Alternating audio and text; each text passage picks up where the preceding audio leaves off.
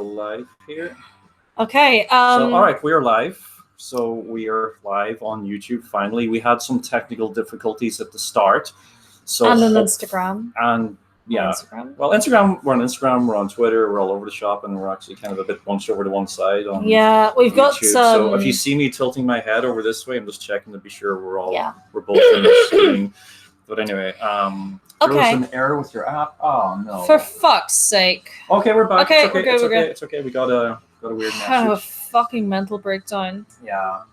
So what I might do is I might hop off Instagram so I can monitor the YouTube video on my personal accounts. That's what I did the last time. So anyone watching on my Instagram, go to tinyurl.com/risetick2 with the number 2, and that'll take you to the live stream. Cool. So I'm just going to take this and okay, without further ado, we're here to talk about This stream is snake bit. I don't even know what that was. I just heard a smashing sound. I think it was a pair of glasses. That was how the glass fell. That was how the glass fell. Right. Okay. In the interest of not keeping things succinct, we're here to discuss Rise. This came out today. As you can see, it's nice and shiny. It's really shiny. It actually got delivered about 5 minutes before we went online the first time. But it's not as orange as I thought it would be. It's very almost like a shiny album cover. Yeah, I thought it would be the background. It's not really so much red. It's kind of almost like a pinkish type vibe to it. So I guess this. I suppose we can consider this almost like the unboxing element. Where we can kind of go through the kind of just show people what it looks like. Well, a lot of people. By the way, I hope if anybody watching. Oh yes, disclaimer. If first and foremost, we're in my parents' house this weekend, so you might have some disruptions at some point. Well, they know what we're doing upstairs. That this is my studio that I work in during the week. They know that we're broadcasting up here, but they might walk in because just as you do. And secondly, I hope at this point I assume at this point everybody's had the chance to listen to the album before joining this discussion. So if not, you might want to get off our live stream right now. Consider this a spoiler alert. Yeah, because we'll be actually going through the graphic design of the album, going through the booklet. Then we'll be kind of talking about our thoughts on the songs as well within the album. Can I move the microphone? Will it destroy things? Sure. There you go. There we go. All right. So yes, if you want, so you're the design person out of the two of us. What do you make of this? I like it. I love the album cover. It's very simplistic, very minimal. I remember we made a video. Hi, Lumos. We made a video a few months ago discussing the album design overall, and any images we've seen of the album was very. I have the image of the album on the screen here on my main computer that I work from, and it's very a burnt orange color, but actually the actual album's very fluorescent orange. And I wasn't expecting this kind of gold foil gold type thing. That's pretty cool. It's compared to their album cover of their first album, it's significantly more minimalist. Minimalist. It is. No, it's very significantly minimalist compared to the original album cover. Yes, there you go. But going into, and then this is the back. Personally, I would have preferred this as the album cover. I like it kind of. It's grungy, gritty. Design. It is grungy. It's almost so different. You've got this in the front and then this at the back. is this supposed to be symbolic of how it's minimalist and calm out front, and then at the back is That's usually the way design works. Usually you have this kind of. Even this house. This is a Victorian house, but we have the design very minimal. And then you have something really bright, we have bright colored, weird looking furniture lying around the place. That's kind of design minded people tend to do that. Oh, okay. But I'd say the other thing with design is it needs to be practical. The one little criticism I would have Candy Phillips in the chat, hello. Hi, Candy. At the moment, it looks like you're the only one in the chat, but we're hoping more people will join. We tried to create a time that suited everyone, but like there's a lot of people in the States and that, so it is like as soon as this stream ends, it'll be available to view for replay straight after. Absolutely love the new album. Johnny's voice and congratulations killed me. Oh, we'll get to that. Oh God, yeah. Oh, we will get to that. Don't worry. Yeah, I mean, I think very much there's lots of contrast in the design of the album booklet. Yes. To get this out, there's this simple, minimal, black, white. Yeah. Sorry, black and red. Black and red. Yeah, for want of a better term. The only thing I would say from a practicality point of view is when you're trying to read this, if you don't have very good eyesight, basically it's as a designer, it's one of my little kind of pet hates. So it's white having on white red. on bright, not even white on red, like white on any bright color can be quite difficult to read. I was like, I don't know if you've seen that meme of that classical painting where you've got your filler going. It's pretty much that. You have to do that to like read what it says, especially stuff at the bottom. But anyway, sorry. And it's very difficult to get all the information you need on liner notes anyway. But that would be just my small criticism. I love this design. It's very reminiscent of the final song. Congratulations. Yeah. It would have looked good circle on the disc if they had that printed on the disc. But maybe they were going for the minimal thing. Did they have that on the vinyl? Or did I dream that? Actually, no. I don't have the vinyl. We will soon, but yeah. But as soon as we were looking, it was like, so you're reading, like, trying to read the liner notes, and then you, like, a few pages of orange and black and white, then you turn around and it's just like, ugh. Yeah. It's fun. Like, they're like, are you enjoying the album? I hope you're enjoying the album. But, no, I do. Just in the middle of the lyrics. There's lyrics to all the songs, which is cool, which is pretty standard. Yeah, exactly. I'm just really intrigued to read the liner, the credits to everything. I mean, there's obviously lots of different. We'll get to that once we get to the different songs. Anyway, shall we get to the start of the songs? Candy Phillips, it looks great. I didn't buy it yet, but I will soon listen on Apple Music. Yeah, awesome. That's what we did. So I'm a Spotify guy. You're an Apple Music person. So once that's what we fall out over. Yeah. Once midnight hit, like Lumos keep jumping in and out. We basically we were on the phone to each other like, right, midnight, see ya, and we listened to it. And the cool thing about Spotify is that for Who's Laughing Now, for Boogeyman Surprise, and for Heroes, it has kind of like an animated GIF. So for on Spotify, it's pretty cool.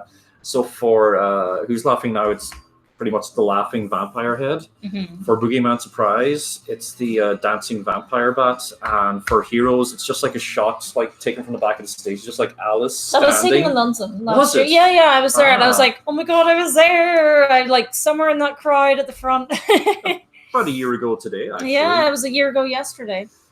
So great night. So that was really cool. And like, it was a night I was in the same room as Johnny Depp and Tim Burton. Really? And I found out afterwards, I'd heard rumors, and then I went on to Instagram and I was like, anybody in Johnny Depp fan community will know I'm talking about Gina. She shared this photograph of Johnny and Tim backstage, and I was like, oh, and I actually started crying. Because like Tim is one of my favorite filmmakers ever. But yeah, we're trying to stay on point. Does the booklet say if it's Johnny singing and Who's Laughing Now? Because everyone says it was him, but he didn't sing it. It should say, if you go to Who's Laughing Now, it'll say who's on at the lyrics. It'll say who's on vocals. I think it's say all. Let me see. Tommy. Yes, guitars, vocals, Johnny Depp. The thing is, they're all the vocals. That's true. Yeah, so Alice, Joe, and Johnny are vocals, as is Tommy. So jury's still out, I guess.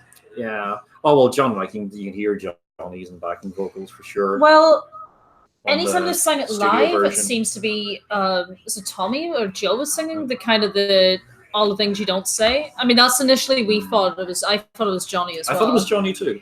And it's quite misleading because the video kind of panned on him as they're saying this part.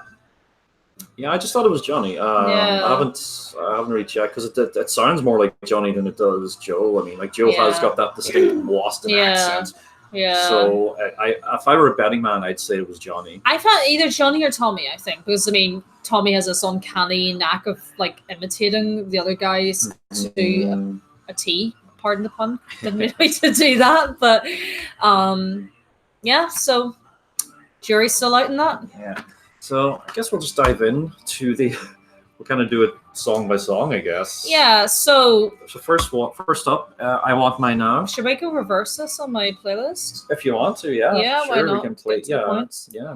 So. Okay, so whenever I first started hearing I Want Mine Now, it was like the first few bars. I was like, oh my god, it's like it very abruptly starts and kind of goes live. Yeah, and it conjured all these like memories of all the times I've seen the Vampires live, and like that's the first song, and you hear the and then you start seeing them all slowly walking in, and you're getting more and more hyped up, and you're like, oh my god. So yeah, it's definitely, it doesn't sound like the live version for the first few bars, and I don't mean that in a bad way. I think it sounds amazing. Oh, hearts. And yeah, and then it just starts into it. I'm like, yeah. Sorry, so many good memories. Yeah, the studio version is 7 minutes long, which really surprised me. Like, there's a big long intro, and for me, I think just the sound of it, like musically and even lyrically. Yeah. I mean, there's a lot of these songs that I can like.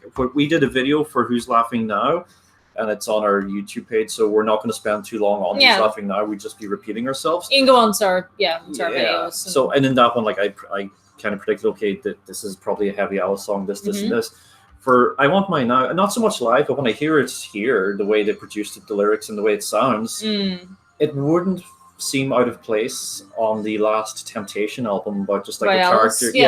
A character who just desires everything he wants, you know, the whole world offered to him on a plate. So it's almost like a modern, like kind of updated version of Sideshow meets Lost in America. Absolutely. And I had maybe misread this, but apparently Miss Johnny wrote this song, was inspired by his friend Jerry, who was from Belfast, from where we are sitting right now.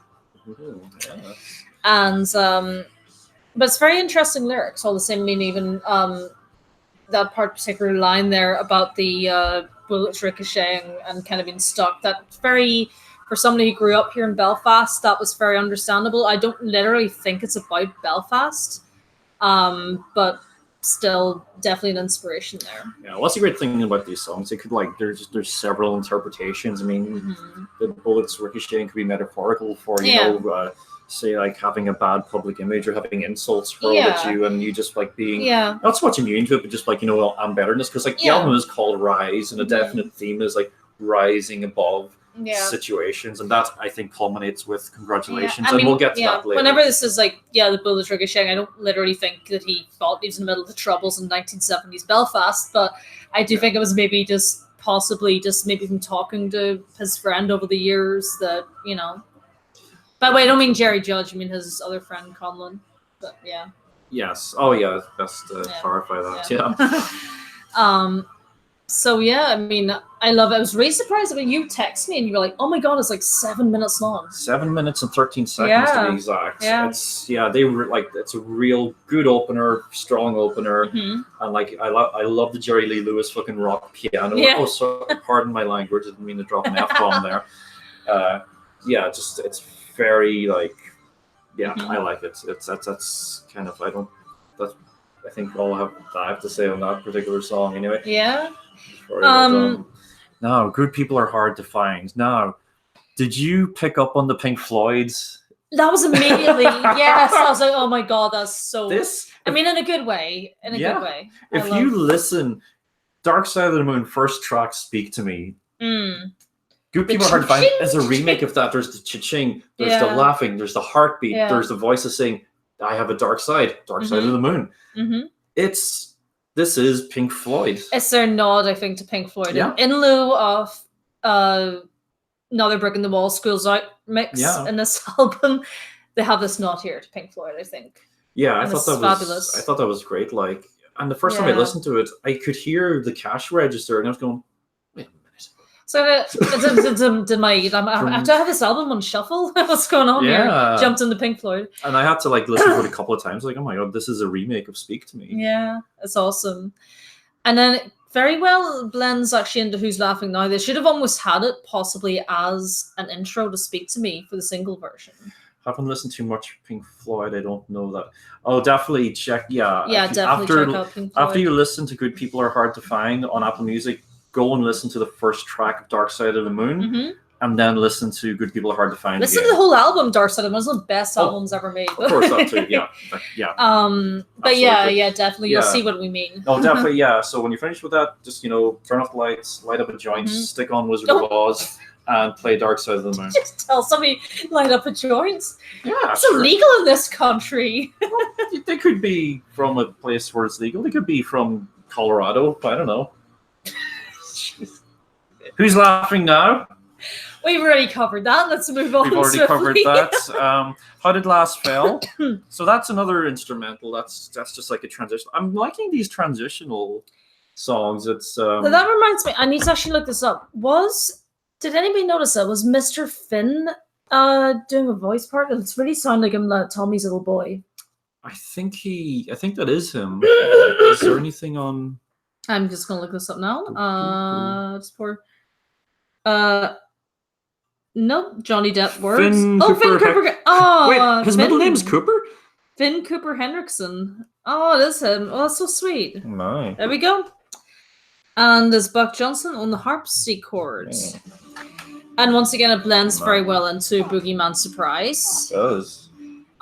You spoke about that song before in previous videos. You love that song. It's when we heard it live last year. Yeah. What we talked about was cannot wait to hear the studio version of this song, and it didn't disappoint. It's very faithful to the live version. It is. Very much so. And then it's very good. I love the video as well. It's so good to see their live performances. Yeah. In high definition. Absolutely. So yeah. And any thoughts on the one thing that stood out to me actually at one part? I think it's the second verse. They mention far too many of me to kill.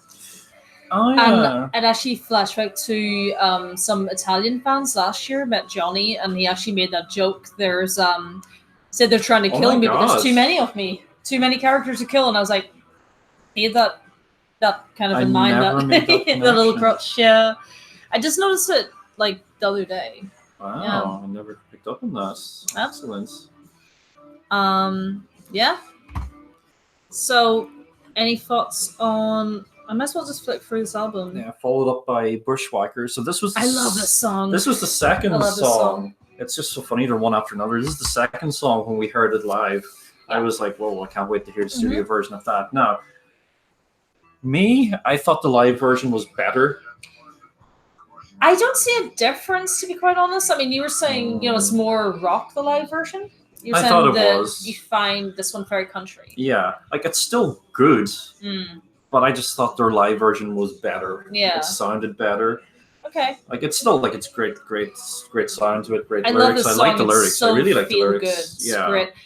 And I'm sure Johnny Depp haters are gonna start listening to these lyrics and going, "Oh yeah, you see." He used to fight. He still does. Yeah, so that's an admittance of. What do you see? Just wait do you see? I bet you any money they'll kick off with that shit. Haters gonna hate anyway, and let's not give. Is that Johnny's lyrics? Good question. Let's not give them any airtime.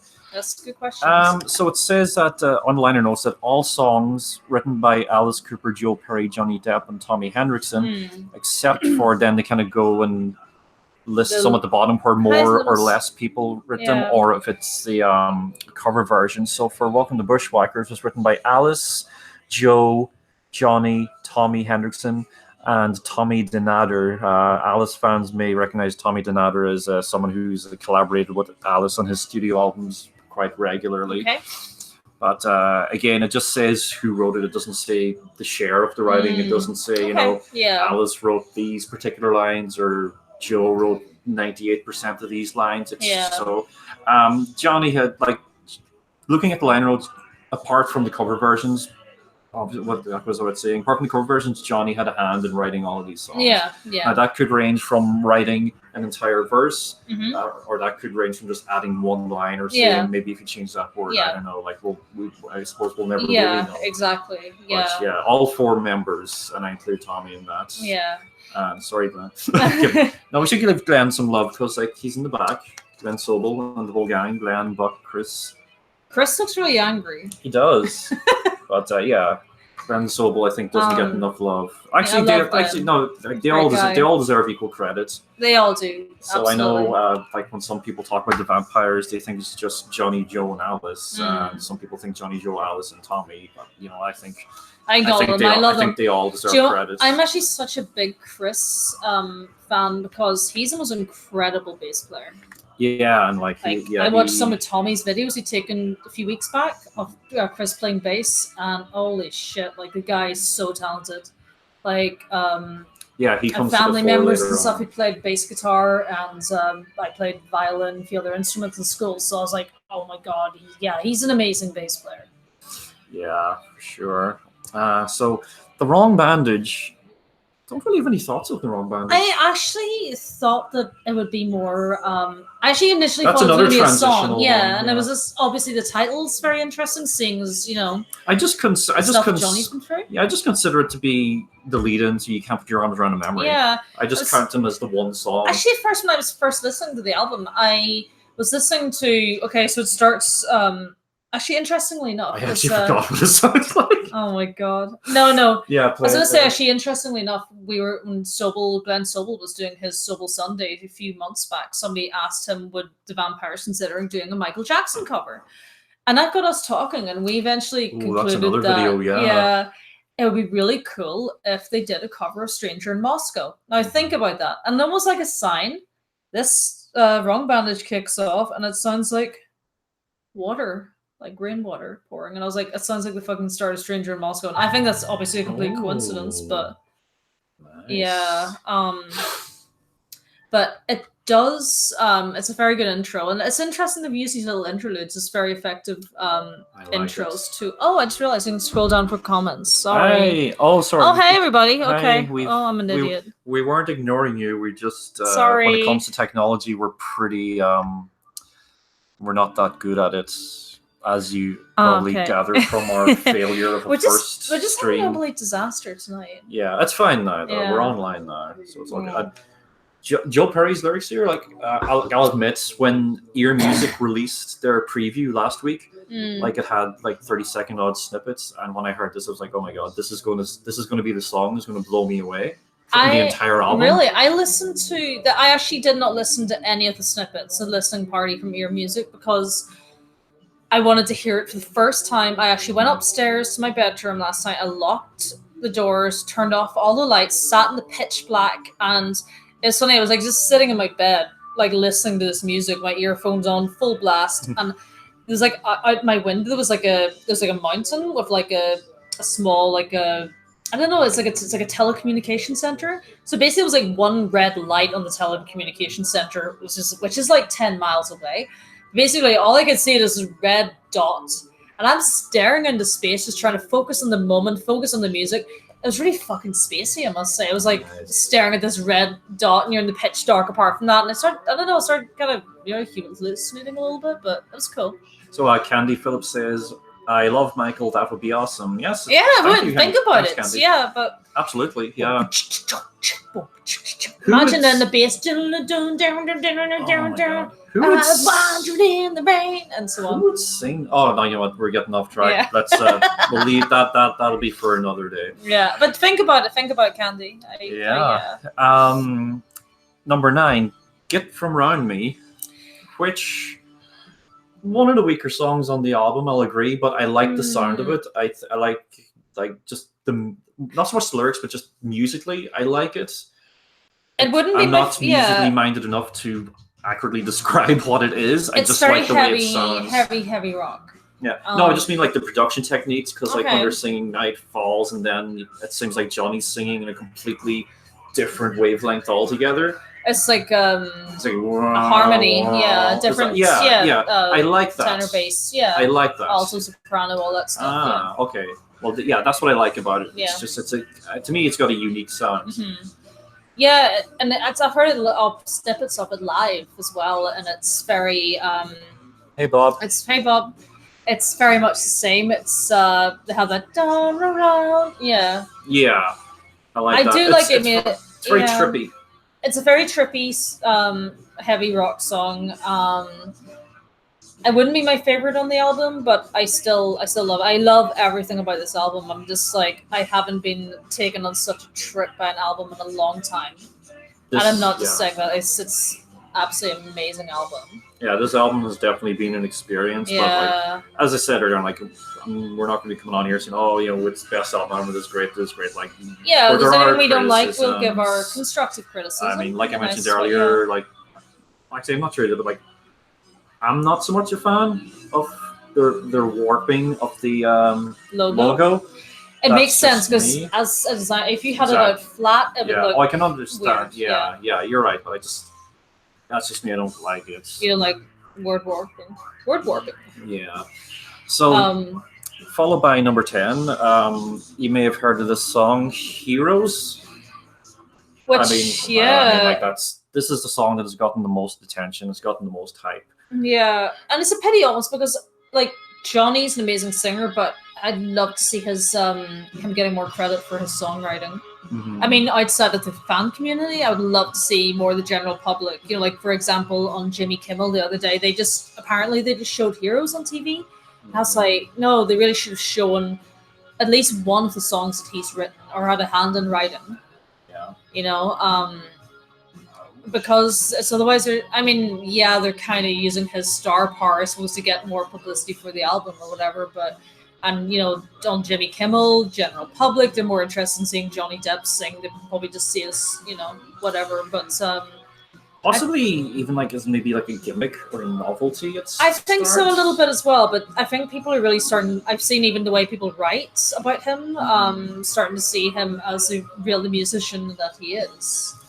Yeah, I mean, one thing I will note: there was a lot more promotion behind this than there was the original Vampires album. Yeah, for sure. And as far as how this stacks up against the original, we'll talk about that at the end. Mm-hmm. Now, number 11.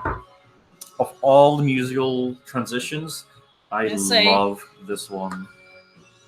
A Pitiful Beauty. Oh, it's beautiful. It almost starts out like Jaws. Dun, dun, dun, dun, dun, dun, dun, dun. It's like there's a looming sense of dread. I was thinking the same. They could have shown at least one of the songs there. Yeah, I agree. And I mean, like Heroes, don't get me wrong, Heroes will always have a very special place in my heart. In both of our hearts. I mean, we were just completely wow when we first was released last week. But there should have been more to it. I mean, it's a brilliant cover. Don't get me wrong, though. It's a fabulous cover. Pitiful Beauty is just there's this fantastic just sense of looming dread. Like, you know, something bad is going to happen. And we're getting into the last third of the album now, which is where it starts getting darker and darker. Yeah, this is an album of I don't want to say two halves, probably maybe like, I guess maybe 60-40. Yeah, it starts getting gradually darker. The first few songs are very feel good, a little bit angry. And then it starts getting very heavy. Bass and the synth. I assume this is what Tommy was talking about when he posted a video of Chris playing bass a few weeks back, and he was like, "You guys are going to lose your mind when you hear this." Like, listen to that. It's absolutely beautiful, beautiful piece of music. And that's what I love actually about these interludes. And throughout the whole album, I get the impression they're really experimenting and having fun in the studio. And just... Oh yeah, that's one thing I did notice. Like, at the end of Bushwhackers, you can actually hear them laughing. Yeah. At the end of the session, because like, I don't know, maybe Alice like ad-libbed or something. Not Mary Sue. She's my cousin. You just hear them cracking up in the background. Yeah, so you get the real impression of having lots of fun, and which is refreshing. It's refreshing. It's contagious, and you know, it's what you need. Like, especially in this day and age, the music industry is so serious and so commercial. Yeah, it's good to see. So, Pitiful Beauty leads into New Threat. Jesus Christ, where do I start? Where do we start? Without getting too heavy now, I'm just going to say at this point, there are certain things and aspects that we are not going to talk about. I think it's gotten enough attention. We don't need it contaminating this. No, this is all about fun and about appreciating the music. Yeah. This is definitely. I feel like I'm listening to a therapy session in a certain way, because this is a glimpse into his mind. like, yeah, he's writing with characters maybe gone through similar experiences to him. Yes. Like there's a lot of anger, and well, rightfully so. Some of the lyrics, I've been beaten like a dog, so you want to take it all. There's even reference to mom's dead, more pain. Now, again, I'm not drawing any parallels. I mean, people who know. Yeah. It's just like, and because we are two people who do know, when we heard it, I was like, when I first heard those lyrics, I was like, oh. I actually started getting, I didn't know whether to feel angry or sad, but it's just like, it's, yeah. Yeah, and it's a catchy song as well. Any comments? Oh yeah, sorry. So Candy Williams says, I recognize those lyrics straight away. I see a lot of positive comments about Johnny's voice and his cover, but yeah, people should realize he's a songwriter too, an amazing musician. Well, I'm hoping this will be a good stepping stone into that. I mean, I suppose it's worth mentioning he has signed to Global Artist Management. I'm very happy. Yeah, Paul's top guy. Non-movie related projects. So fingers crossed. Hopefully that means we have talked about like the possibility of him doing a solo career, but again, if Alice is to be believed, like Johnny had to be dragged kicking and screaming to like sing Heroes. Hey, Dimish, did I see that right? Dimish, hey. So which one? Hi, I was thinking. So unless maybe he does like a Moby type thing where he's like got like guest artists in, where it's not so much the spotlight's on him, but he's definitely an influence. I could see it similar to what Joe Perry did. By the way, guys, if you haven't listened already, you should listen to Joe Perry's solo project from early last year he released it, I believe. Switzerland's Manifesto. There's actually very interesting parallels. And Joe kind of works it similar to what you were saying. He had a lot of his own kind of him playing guitar and producing, but he also has numerous different producers and guest vocalists and things like that on. It's a very good album. It's not too long, but it's very good production values. And I would very highly recommend listening to it. It's very interesting to compare it to this album. So yeah. So number 13, Mr. Spider. So just to get to the point, sorry. Oh, sorry. So Drew, no, I'm sorry. It's okay. It's my fault. I draw blanks all the time when I'm talking on camera and not looking at you. But So I could see Johnny possibly doing something similar to Joe. Of course, who knows? Haven't asked him. But I could see him doing similar projects that hopefully kind of solo gets loads of producers in. Different singers, songwriters. Different sounds and low battery. Oh no. Oh shoots. So we may have to drop off the Twitter one if there's only 10% battery. But like if you go over to YouTube, like we're streaming live on there and we'll be concluding on YouTube. So if you go to tinyurl.com/rise take 2 with the number 2, you'll see us, you'll get us on there. All right. Or just go into our YouTube channel, you'll see us doing the videos. Yeah, all roads lead to Rome. Yeah. So yes, Mr. Spider. To this point, I really feel like it kind of drops and suddenly becomes an Alice album. All of a sudden, you kind of forget for a second that you're listening to Hollywood Vampire album. You're listening to Alice Cooper album. Well, the Mr. Spider and the next song we got our eyes, but I'll just talk about Mr. Spider for now. This is a sequel to an album he released in 2008 called Along Came a Spider, which is about a character called the Spider who traps his victims and drains their blood. And there's reference to trapping and all that in this song. In fact, there's a lot of themes in Mr. Spider that are callbacks to Along Came a Spider. Oh, it's definitely a sequel. Yeah, and interesting, like Alice always wanted to do a sequel to that album.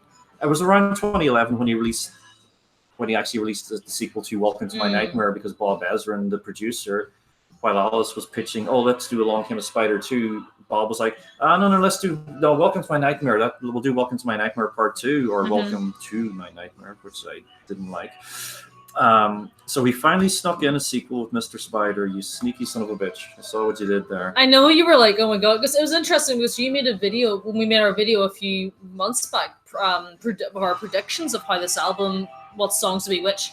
You did point out, you were saying the whole theme of spiders was very Alice. Yeah. And you were like, oh, you know, I'll probably like seeing the liner notes like Johnny or freaking, I don't know, Buck Johnson wrote it and probably completely proved me wrong. But lo and behold, you were right. You predicted right in this one. Yeah. That it was, it was Alice. It feels completely Alice. Yeah. And I must say, at first I heard it, I wasn't such a big fan of it. It's really growing on me. Oh, I like it. I like it. It's one of my favorites on the album. It's the imagery. Very old school Alice, and I would love him even on a solo tour if any point if he ever wants to perform it. You know, he should. Yeah. See, I'm just kind of wondering, was this a song that like? Because it almost sounds like a remake of the last song on that album called "I Am the Spider." So I just wonder, like, what's it say in the liner notes? Well, it says that they like it's just the usual thing. Joe, Johnny, yeah. So. Not giving any specifics. Yeah, but no, I definitely like Alice's fingerprints are all over this. Yeah. And that leads us into 14, which is another bloody sequel to Elected. So we Got a Rise. Yeah. Although the live version is more of a... your favorite song. Yeah. Well, I'll get to that. The live version of We Got a Rise is more of a sequel to Elected than the studio version, I think. Although it still has similarities. There's the announcer at the start. So instead of introducing Alice as a candidate, it's now introducing Alice as the president. I actually love it. I must say, you're not a fan of it? This is the weakest song on the album. In your opinion? In my opinion.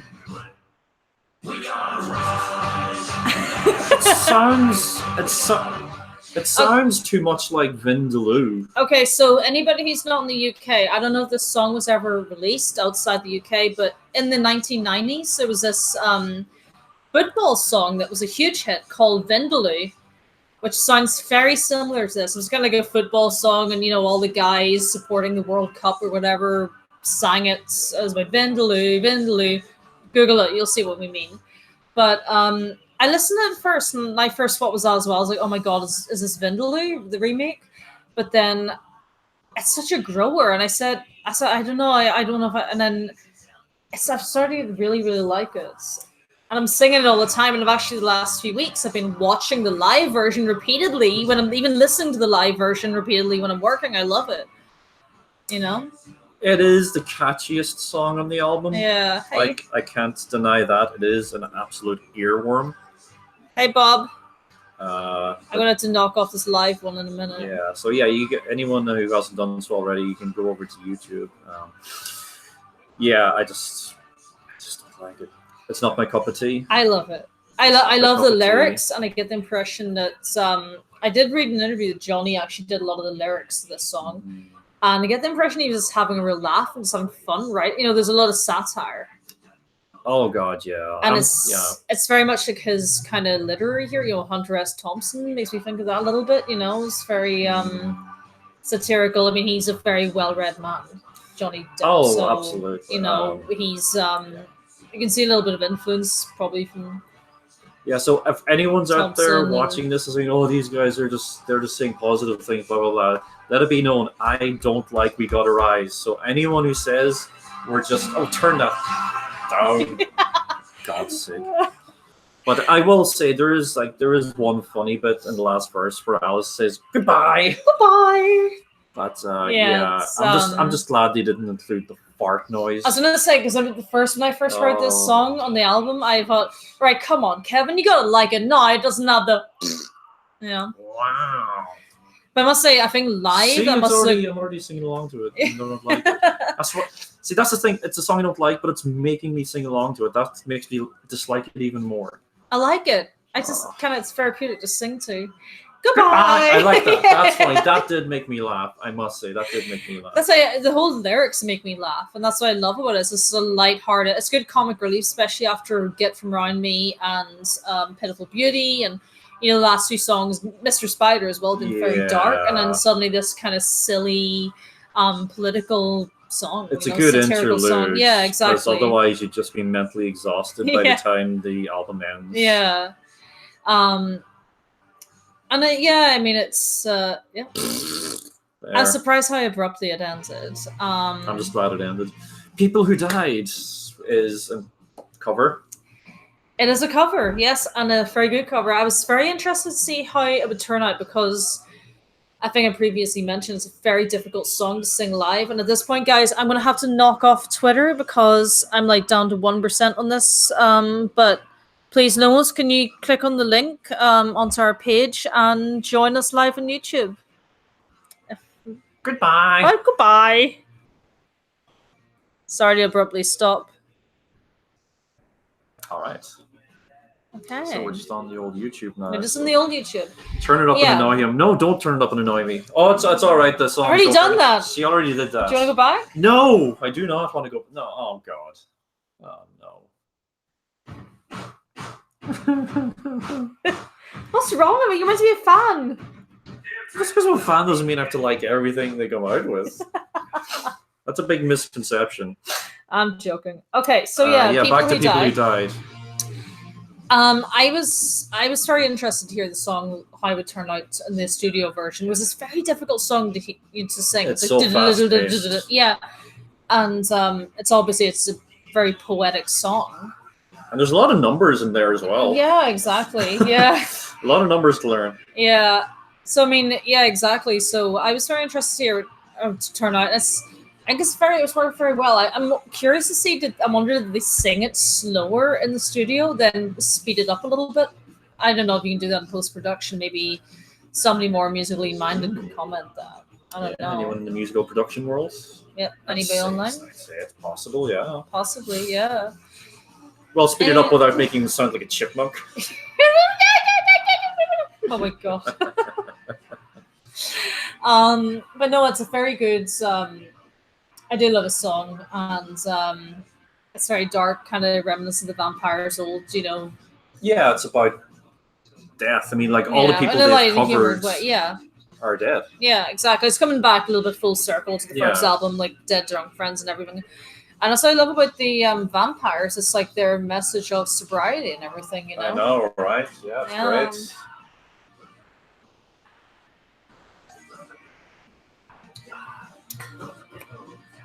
Anyway, lovely. This is water, by the way. Yeah.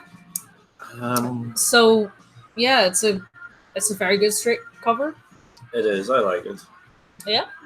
And there we go on to the final song. All right, here we go. Last one. Congratulations. This is where we both completely lost our minds. Oh my god! I'm gonna have to just open up the lyric sheet because there are some lyrics I want to point to. Okay. Here, so just to run it straight, it's like one at a time. It's almost as if the 4 core members of the band, for want of a better term, have said right. And Tommy. With 4 core members. So first we have this guy, Alice Cooper, who is a Christian who has struggled with alcohol and drug abuse. And he's come out the other side. Yeah, he's come out the other side. And then Joe, who has had a few health problems in the past 2 years, and he has also had his addiction problems. Toxic Twins. He's a member of one of the Toxic Twins, him and Steve Tyler. And then we go on to Tommy, his young father. He's a young father of, he's a younger member of the band, and he is very real, he's very blunt. And that's what we love about Tommy, and you're listening to his part of the verse, you feel like you're listening to one of his Instagram videos. And then finally, Johnny has the last say, and he has in recent years been through such a tough time. Yeah. And he's a real strong poet in this group. Yeah. It's beautiful. It's absolutely first time I was shell-shocked, and following, I was kind of going, oh my god, I got like goosebumps. A few points listening, I get almost quite teary. Every time I hear it, it's goosebumps. But yeah. Yeah, and so we're listening to Tommy's part now. I just like the way Tommy. I assume each member wrote their own. Yeah, so I'm saying yeah. So I like the way Tommy sounds like beatnik poetry. He's like, every day I wake up, fight to just imagine bongos on in the background, fight to survive, human gratification, stop, money, greed, ugly need, Swiss Airlines. Oh, then we watched that video he posted on his timeline a few weeks back. It was the last night of the tour, and I think it was like 2 of Johnny's bodyguards started completely kind of just mocking him, and in a sweet way. They were kind of going, "Hey kids, I'm tired. It's Swiss Air time." I'm going over here. Oh. I was just like, I was rewatching that. I was like, why is nobody like actually crying? Am I the only person who's crying laughing at those two guys? Like, it's so, yeah, that's pretty funny. Even like their body language, like, oh, yeah, it's just like, is this basically what the rest of the band and the crew think of Tommy's videos, or probably just, you know, in a nice way that we just have a little bit of a laugh about it? Go, God, here's Tommy again with his bloody Instagram videos. Right, everybody hide. And he's like walking around the backstage area, you know, videoing. And I love his videos. His videos are complete events every time. Like, I text him, like, stop the car. Tommy's posted. Need to watch them. But, yeah.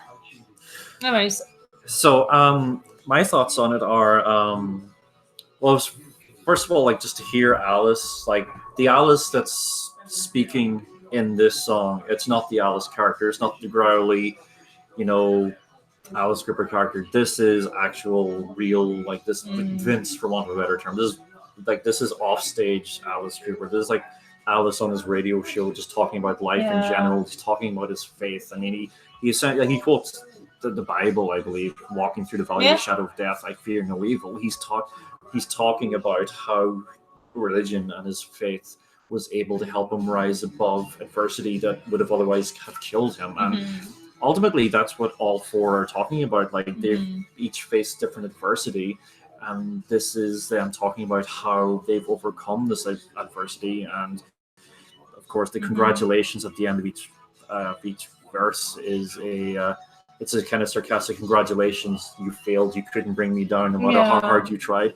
I was stronger than you. I was able to rise. When I first saw this, the name of the song, before we heard it, I thought it would be more tongue in cheek. I thought it would be more in the style of We Gotta Rise. In fact, if any song should have been called Rise, it should have been this. Yeah. And it's also interesting to note that, like, you can see it on the lyrics, but you can also, like, this is Johnny's bit, and this is like the other three members. But when you even look at the timing, Johnny's part takes up half of the song. This was so therapeutic, like, for him, no doubt. But even just listening to it, this was an experience. And like, just like, we can go, like, we're not going to go through it word by word. And I saw, Candy said, like, I was like, holy shit, when I heard congratulations. That was my reaction as well. Your case, you were like, oh my God, the congratulations completely knocked me. I mean, it did. I mean, I'm not just saying that. Like, I was listening to this and I had goosebumps. Like, that and New Threats and a few other things, but like, this was just like the gut punch at the end. I was like, holy mother of God. I mean, it's like, oof. Again, not drawing any parallels or making any reference. I mean, this could be about anything or anyone. Alice's part, like, I mean, opening, it's going to play this again. Like, I had a feeling this would be the one we talk about the most. Alice's part, you know, you just listen and go, like, this is this man who, you know, like, I love Alice. I do. I love every, you know, his message, everything he stands for, like, him as a person. Yeah. I love all four of them as people. And Joe's is so, I don't know, so dark. Like, they kind of bring their own lyrics, their own style to the table in this song, but this is simple acoustic guitar. You know, it's absolutely beautiful, simple piece of music, piece of poetry. And you know, Johnny, if he starts going into doing a solo projects, he can almost do like a Leonard Nimoy. Leonard Cohen.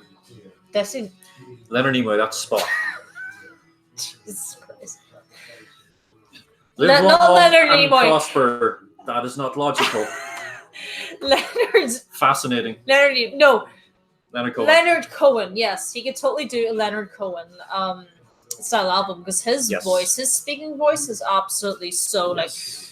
I could listen to him speak all day in this, and you know, his poetry and everything is absolutely gorgeous.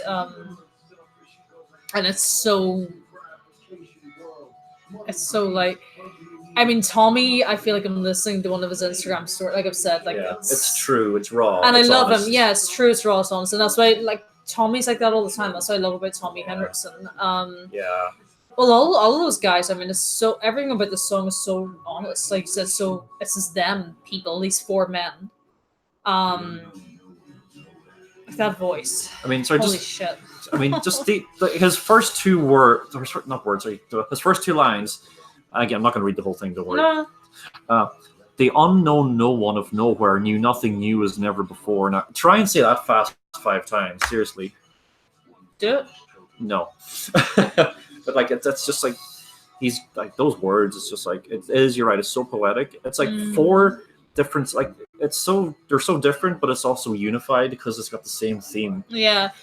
I mean, you listen to, like, especially Joe Perry's, but like, I'm getting like real, almost hurt Johnny Cash hurt vibes off of Joe Perry's, because he's talking about his mortality. Like, he's like, I know I ain't got much time left. Touch words. But yeah, no, he knows he's cheated death. Alice has cheated death. I mean, Tommy's is just more about, about life in general and how people can get sucked up in the rat race. And trust me, we both know that we're in it. Yeah, unfortunately, unless any of them watching wants to give us a job. Tommy had his. I mean, he kind of went through a lot to get to where he is now, and I believe he's had quite the journey. Like, he has. I mean, I think there was a lot of that. That's why I think the other guys love him so much. He doesn't give a fuck about. He will speak to Johnny the same way as he would speak to some fan who works across the line. Yeah, like works on like cleaning windows for a living or whatever. Yeah, and that's why. Tommy's a very interesting man. I mean, like, if you even just look at his career, like, he's been around for a lot longer than you think. He's been producing and even releasing solo stuff since the 1990s. I mean, if you want even to go back on Spotify or on Apple Music and go to his solo album, weird Ben Stiller, Tommy Henriksen. Oh no, he did at one point. He was younger. He didn't really remind me of Ben Stiller. I love Ben Stiller. I love Ben Stiller's great. Yeah. But never mind Ben Stiller. Let's talk about the vampires. But he's like, you can see a lot of his style brought into the production here in this album, as can with Johnny as well. Like I was saying earlier, have a listen to Joe Perry's album and compare. You'll see what we mean. And yeah. So, any comments on YouTube? Let's see. Okay.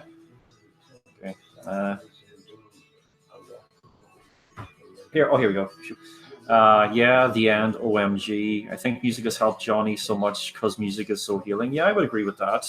I think it's been a great outlet for him. And he actually, I read translated, it's on my Twitter, a translated interview of him. He was very, very blunt. He kind of just said that, for years he had turned to his demons because he had to give up his music, whereas music was his therapy. And it was really... it really sat with a really resounding affirmation to me, just that we really need to think about what you love to do. Because, I mean, like, what's the point in, not doing anything you love is going to turn you to your demons, it's obviously helped him immensely. And, as many as years ago, people who knew him said that he was going to focus on his music and stuff because that would help him. And, I just... So, I guess in conclusion, I love this beautiful album and worth every second. And this is far and above better than the first album by a country mile. And I know there are a lot of Alice fans that are a bit weary of the Hollywood vampires, who don't so much like them. And to those people, I would say, okay, you mightn't have liked the first album. That's fine. Give this a chance. This is a different because a lot of them are kind of going, oh, it's just Alice singing covers. Why would I pay money to listen to that? And it's just like, this is such a different beast. It is totally. It's like, it's as if the first album. I think this is their proper first album. Yeah, this is the first proper Hollywood Vampires album. I think, I would consider the self-titled Hollywood Vampires. I would consider that almost, a test run or just like. It was really fun. I don't think there's any real. I do enjoy it, but I think they maybe just didn't have any real intention of. Maybe I don't know. They're maybe just kind of going, let's just have fun with this and see what happens. And then suddenly there was a demand for them to perform, and then next thing they're touring, and they're like, oh yeah, actually maybe let's get together to write some music. And in the interim, John and Joe and Tommy had worked together in production and stuff, and obviously Alice had recorded his Paranormal album in Johnny's house, so maybe they kind of thought, you know what, we like making music together. Let's do some writing. Let's give this a go. Yeah. So those last few lyrics as well. It's like so. You can actually like when Johnny says congratulations, you can almost hear him smile a little bit. It's like your epitaph will be scrolled in crayons on a scorching sidewalk. I mean, good lord. Mm-hmm. Anyway, sorry. So anyway, yes. So those are my thoughts on the album. What do you think? Before we wrap it up, I think it's the most honest journey of an album. Like, I mean, the build up as well. I mean, it was like I said last night, I was like, I haven't really experienced this build up for anything in so many years. It was like going back to, when a new Harry Potter book was being released or a new Michael Jackson video or something like that. It's not often that because we're so close to those fan communities anyway. Yeah, exactly. I'd say the average Joe on the street didn't know this existed until maybe they watched Kimmel and was like, wait, what, Johnny does singing now? Okay. Yeah. But yeah, I know what you mean. Sorry. Yeah. Overall, I've listened to it about 7 or 8 times and I'm not sick of it yet. Yeah, I think it's like it's there's some songs on here that I like better than maybe some of Alice's stuff. Like solo stuff. Yeah. So just I suppose in closing, what is your song of the album? My song of the album. My favorite, I would have multiple ones. If you had to pick one. If I had to pick Put one. me on the spot here. Truthfully, actually might be Congratulations. Because it's so raw and honest. It's kind of just, it brings with that imagery of, inside the album booklet that, we all know the image of them, like, they've been kind of photo montage onto a circle. Yeah. Like that's what it feels like. It's basically like a musical version of that. And that's what and that's what I love about it. That would look good on a vinyl. It would look good on a vinyl. Is it on vinyl? Oh shit, that's another thing we need to ask. Right. So yes. American viewers, anybody from America on here? Is there anybody at all? Oh yeah, no, Candy is still there, and we've got a few other people right, on, but so even if they don't answer now, we might tweet it out. But yes. Okay, so earlier on today on Instagram, we saw a post. It was obviously recorded a few weeks ago when the guys were on tour. Alice was doing a kind of promo, hey, album's out now. But he said, by the end of the day, it's like, album's out today, which means by the end of the day, you'll have 20 new favorite songs. And I kind of sent it to you. I was like, because we were both at work at the time, I was like, send it to you. I was like, what? 20? And I kind of zoomed in on Alice's face, so I kind of joked, okay, maybe the others are kind of secretly going, oh, what the hell is he, 20? What? Did somebody forget to tell him we deleted 4 songs? So the version we have anyway only has 16 songs. Now, so we're wondering, is there a version in the US or anywhere that has been released that does have 20 songs, or is just 16 the standard? Oh, was this some bizarre mistake that Alice made? It could have been, because I know like songs get shot from albums like maybe as soon as maybe a week or a few days before it's put out. But although they put it like the song listing the whole song list was out for ages. So I don't know. It was. And what led me to question. They were very tired. They filmed that on the tour though, so maybe they were just tired. But in the comments, nobody was questioning saying 20. What? No, it was only 16. So unless like we're only getting 16 over here in the UK, and Europe, and Ireland. Maybe there's some international versions that have 20. If there are, let us know. Yeah. So I suppose for my song of the album, I would have to echo you. I'd have to say Congratulations. But in the interest of doing something different, I would have to say close second for me. I would have to say Mr. Spider. I would say, so I'd say my top 3 would probably be I Want My Now, Congratulations, and Bushwhackers. Okay, yeah, so Congratulations, Mr. Spider, and the third one would probably be... I love Pitiful Beauty of all the interludes. Pitiful Beauty. I do like Pitiful Beauty. I think, I know it's just a short intro, but I just really like the way it sounds. But I suppose in conclusion, overall, it's very good.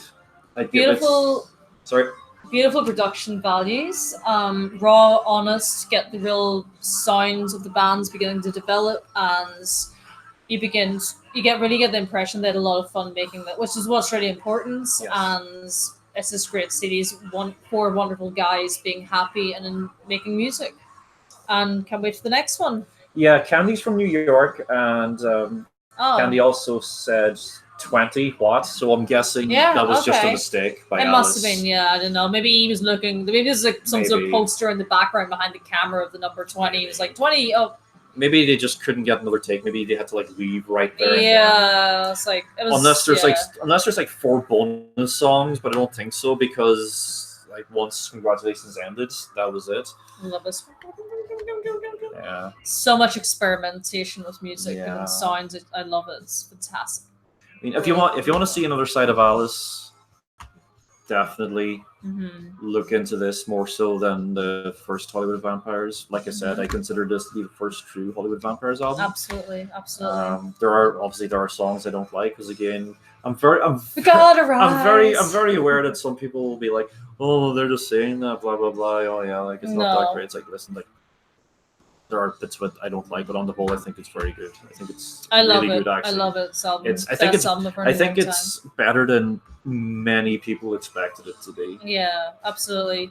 It outlived. Like, I mean, I was psyched for it, but it was I lived expectations. I was so emotional. I was just completely frozen and just like, oh my god. But I suppose so proud of them. Yeah. So in closing, I'd say it's very good. I'll give it 7 out of 10. Bastard. See, people aren't even going to get that joke because they're not Irish. It's a reference to the sitcom Father's Head. There's one episode where it's like, look it up. There's like one episode was like, it's another link to Bowie. Yeah, it was a Bowie reference as well. Yeah, I'm sure some Irish people will watch this and playback. Like, this will be available. I'm sure. Yeah, absolutely. So anyway, thanks everyone who joined in. Give it a 10. Yeah, should we give it 10 out of 10? By the way, would you give it 10 out? Or you give it 10 out of 10? I give it 10 out of 10. I would say 8. 8.5. That's good. It is. That's good. That's well above average. Yeah. No. Yeah. Exactly. That's well above average. Like this is like this year. Like it came with a sticker saying the rock album of the year. I don't think that's not BS. That's not promotion. Like that is definitely the rock album of the year. People have to do very well. Like, considering this is a side project, this is just a passion project. This is neither of these individuals' main source of income. So I think like this is like exceeding expectations across the board. Like, I've seen very positive reviews for it. I've heard very positive things, and I think it may even sway a few disbelievers from the first Hollywood Vampires effort. Absolutely. And it's number 1 on Amazon. It's fantastic news. It's number 1 bestseller on Amazon. Really happy to hear that doesn't just happen out for no reason. Like, no, for sure. But anyway, we had better go here. It's getting very late at night. And thank you very much, everybody, for joining us. I hope you enjoyed the video. Sorry. Yeah. You're such a goof. I know. Anyway, yes, thanks. Anyway, seriously, thanks everyone for joining in and for sticking with us through our technical difficulties. That's just a learning process for us. I mean, this is only our second live stream. Like, there's going to be hiccups, so you know it happens. And if you haven't already, please download the album, give it a listen, and let us know what you think in the comments. Yes, and if you haven't already subscribed to us, please do so, or give the video a like, give it a share, and have a good weekend, everyone. Ciao.